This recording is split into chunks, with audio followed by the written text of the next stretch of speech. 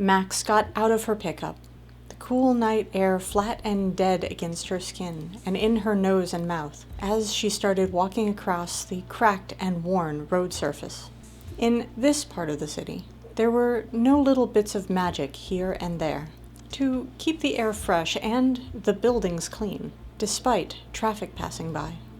This was the Barrows, where residents were more concerned with putting food on the table and keeping the lights on than such luxuries as clean windows. The buildings around her were squat and square, made for function with no attempt to also make them beautiful. A few of them had boarded up doors and windows, suggesting that they were empty. Districts like this were common working arenas for Max and the rest of the Marshal Service, and the lack of magic in the air was more reassuring than anything else. It meant that whatever it was she had been called to deal with wasn't powerful enough that its presence had seeped into the air. She kept going, wondering what had panicked the city police so much they needed to call in a marshal. She spared a moment to wish that the police had chosen another night to summon help, as she spent most of her day using her limited magic to reset the protective wards around her own home, and now had a mild headache, along with the phantom taste of stale beer in her mouth. She didn't know why overuse of magic should leave her with a hangover that tasted like old beer, but it did. She'd been looking forward to a quiet evening to rest and recover from the magic use, but part of the job was being available to be called in even on her days off. So, she had answered the phone and brought herself here to see what was needed. As she had on many other occasions, she reminded herself that she would have hated an office-based job with regular hours, assuming anyone would have been prepared to hire her. A marshal's work was varied, interesting, and had a clear purpose, all of which she liked more than she disliked the irregular hours. The patrol vehicles' blue and red lights flickering off the surrounding buildings turned the bare spaces of packed earth between the ugly concrete structures into a poor man's disco. All that was needed was some uncoordinated dancing and a thumping bass beat. At least the first responders on the scene had cut their sirens so she wasn't having to listen to the two-tone wail as well as see the lights. The flickering was bad enough, causing the foul taste in Max's mouth to sharpen. There was a rookie standing between the furthest away cars, her dark blue uniform so new that Max could smell the dye from several paces away. The shirt and trousers had creases that Max suspected had taken an age to achieve. The rookie had her thumbs tucked into her belt, sleek blonde hair tied into a tight knot at the back of her head. Even in the unflattering, ever-changing light, she looked pale, as if she might be sick. "Can you turn the lights off?" Max asked as she reached the rookie. "I think everyone knows we're here now."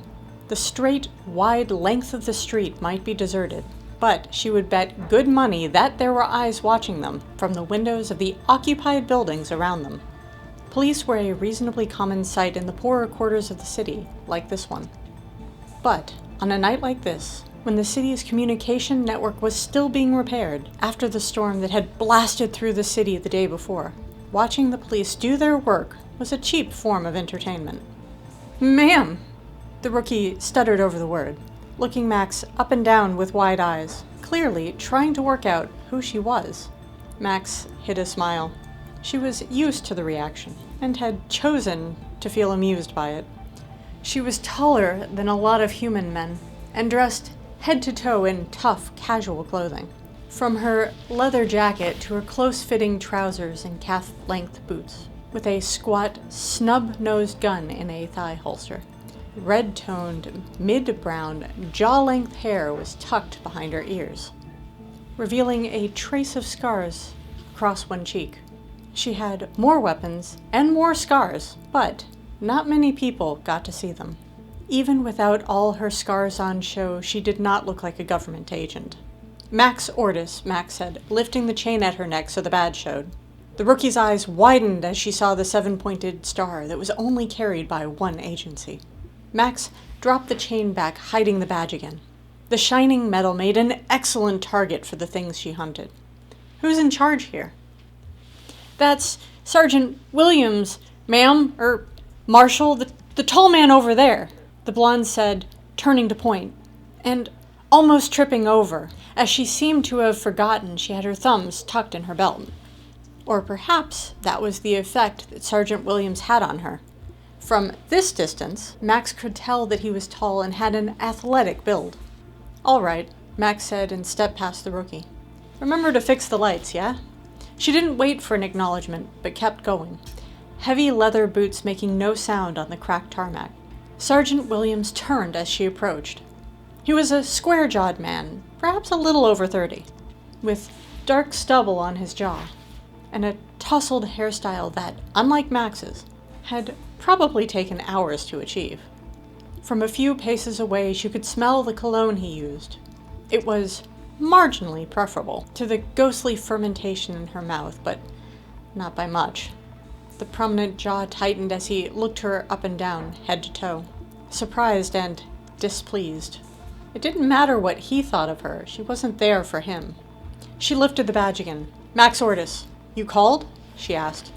"Sean Williams. Sergeant Sean Williams," he said, and half extended a hand, returning it to his side before Max could react. "Yeah, we found something in the building we thought your lot should see." "Be more specific," Max requested.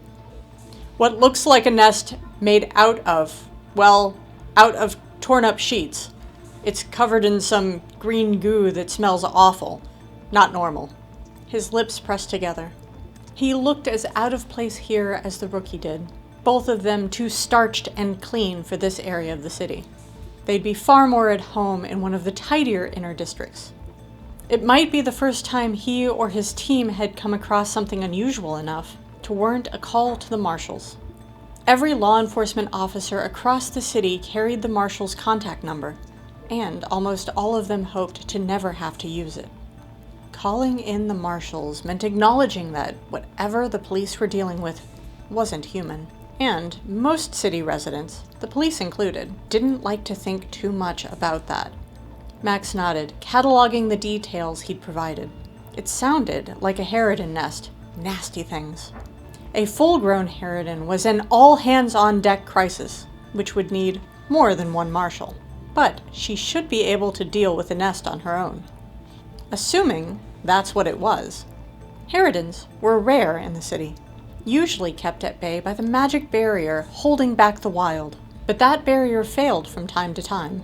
Most recently, about 10 days ago, which was more than enough time for a harridan to make its way into the city and lay some eggs. "Any movement outside the nest?" she asked, drawing her weapon and checking the clip. "Fully loaded, as it should be." Good. She was going to need it, and possibly the spare magazines tucked against her back. And if she was really unlucky, the small backup gun she had next to the spare magazines, or the knives she also carried. "Ah, no, don't think so." "No, or you didn't check?" Max asked, looking back at him. "No, we cleared the room," he said. "My people know their jobs." The rookie had killed the red and blue lights, so his face was in sharp shadow with the headlights of the cars lighting one side. He looked annoyed and embarrassed. Max was used to that too.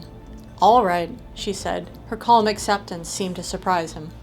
She took a step past him, heading for the main door of the low, angular building behind him.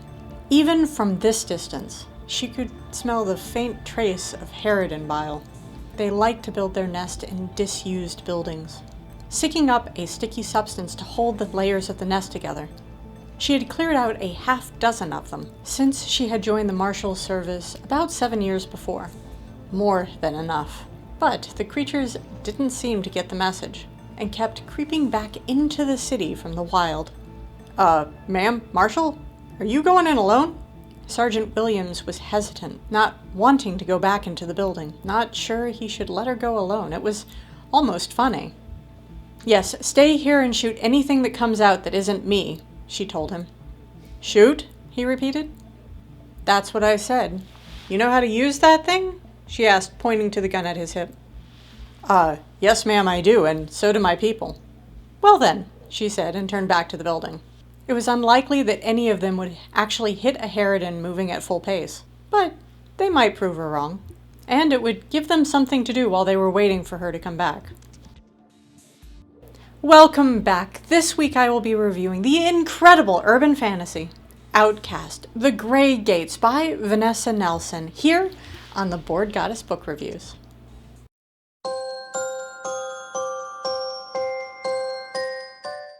Hello, my word-addicted friends, and welcome to another great week here in my library. I am the Bored Goddess, and I am beyond privileged to share with you another brilliant story. Please remember that by liking and subscribing to my channel, you're helping me to continue uncovering awesome stories, and to keep creating video book reviews for your enjoyment and entertainment. While you're at it, please feel free to toss a comment or two my way with thoughts on the books I review, as well as things you would like to see added to the videos, or you can just say hi. By the way, stick around to the end of the video to learn about my new giveaway. Please welcome the one, the only Mad Max, my chief ratings duck.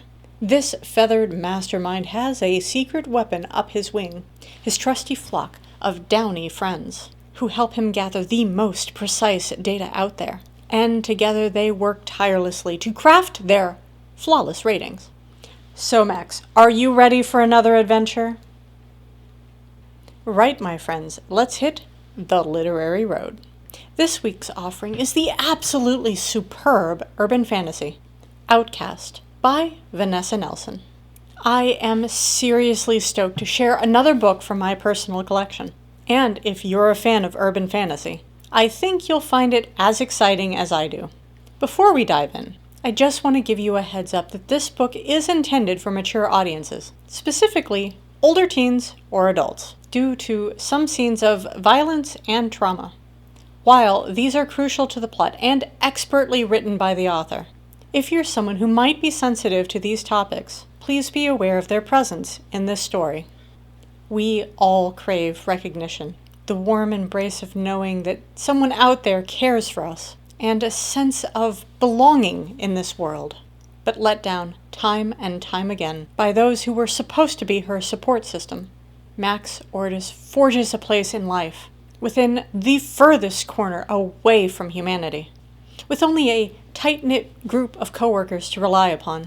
Becoming a marshal for the city, Max believed after 8 years she had finally escaped the clutches of her past. But now, it's back with a vengeance, bringing all its painful baggage along for the ride. It all begins with a lifeless body, and a human body no less. At first, she thought it was none of her business. But as the body count rises, she finds herself inexplicably drawn into the investigation. And now it's become her mission to uncover the truth behind these gruesome deaths. I am actually a huge fan of Vanessa Nelson's other books, and, as a result, I could see this series promise to be another exhilarating ride. Max's world is filled with dangerous magical predators, and brilliant side characters, which drew me in the moment I read the back cover of this story. And from page 1 I was not disappointed.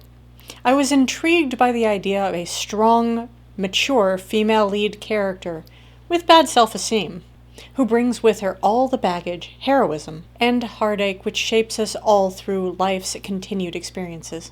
The author's unique writing style drew me in almost immediately to the story, a trait I have found consistent in all of Vanessa Nelson's books.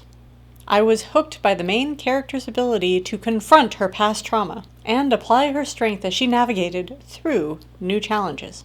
While there is no big romance within its pages, the hint of a forthcoming connection makes the story even more compelling. There was also enough action from the start. I didn't have to force myself to stay interested until something exciting happened, as I fell into the growth of characters, plots, and subplots. I mean, after all, who could resist her 2 fluffy Shadowhound partners? And I found myself wanting more as I raced through its pages. There was no way I wasn't going to be desperate for the rest of the series. There is so very much to love about this book. especially in its action and character development. Each character had depth and a singular purpose. On top of that, the main character has a hidden past, which you get to learn about over time throughout the book. It is very well done and entices you with the promise of more. I loved how human Max was despite her supernatural abilities, and empathized with her as she continually worked to overcome past trauma. While this book doesn't wholly rely on world building, which is unusual for this genre, the development of this wonderfully creative world is fantastic and internally consistent. Its inhabitants are a fascinating mix of humans and non-humans, such as vampires, sorcerers, magicians, ogres, and sirens. As we learn more about Max and her role within the world, we find that marshals are responsible for maintaining order by keeping supernatural creatures outside the city, and that the greatest threat to this enchanting realm isn't the supernatural, but rather its own treacherous politics and power plays. This is an absolutely fascinating read. While I am tempted to divulge all of the intriguing details, to avoid any spoilers, just rest assured, this is a must-read, and one that you will not regret. Honestly, I am struggling to come up with negative things to say about this book. There were grammatical errors, but they didn't really take away from the overall story for me. My only real complaint is that I wish it had been a bit longer. But as it is a series, it was actually meant to leave you wanting more, and that it did in spades, and managed to avoid a cliffhanger to accomplish that task. As such, the ending was wrapped up perfectly and without any loose ends, so it didn't feel like anything crucial was missing. Anybody who's seen my videos knows that I am the kind of book nerd who loves a monster read. So, at 251 pages, this book is more for those looking for the perfect weekend read. All right, Max, it's that time again. Let's rate this incredible book. Are you ready to share your thoughts? Great job, Max. You've nailed it again. As I've said, I am a real fan of Vanessa Nelson's books, and Outcast is no exception. A captivating story, wonderful characters, and careful, precise world building left Max and me so impressed. We didn't even hesitate to give Outcast the Grey Gates our highest rating possible. 5 ducks. I have linked to the Amazon affiliate page for this book below. Please do check out this and Vanessa Nelson's many other awesome books. Have you read Outcast, The Grey Gates? I would love to discuss it with you in the comments, or my Discord, also linked below. I'm also on Instagram, Goodreads, Facebook, and X. The links are there. Would you like to be part of the Goddessverse? Join in by sending me a coffee. The link is listed below. Every little bit helps me to keep making my weekly videos. And if you do, I will send a shout out to you here in one of my reviews. Wait a second, bored goddess, what is that beautiful new mug? This little jewel, my friends, is part of the new giveaway for subscribers only. We are less than 50 subscribers away from 200. And if I reach that number by September 30th, I'll be doing a random draw from my subscriber list. 2 lucky winners will receive either a cup or a t-shirt, featuring my catchphrase along with some adorable original artwork. So please, share the link to my channel and encourage others to subscribe. I can't wait to share these fun items from my upcoming store. More about that soon. Before another moment goes by, thank you to each of you who have become a part of my little gatherings. You make each video worthwhile. So guys, that's it for now. Thank you so much for hanging with me. Adios till next Wednesday. May your day be epic, and may awesomeness follow you like a sad puppy needing hugs. Bye all.